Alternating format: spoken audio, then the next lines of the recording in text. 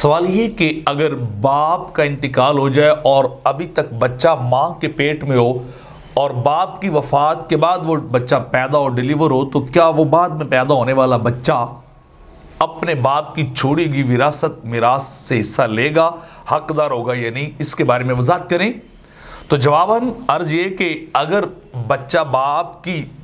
وفات کے بعد پیدا ہوتا ہے تو جیسے پہلے بچوں کا حصہ ہے، بالکل اس بعد میں پیدا ہونے والے بچے کا بھی حصہ پورا جو ہے، جو قرآن و سنت کے اندر بیان ہوا ہے، اس کے مطابق اس بچے کو دیا جائے گا اور وہ اس کا حقدار ہوگا۔ بعد میں پیدا ہونے کی وجہ سے اس کے حق میں کسی قسم کا کوئی فرق جو ہے وہ نہیں پڑ سکتا،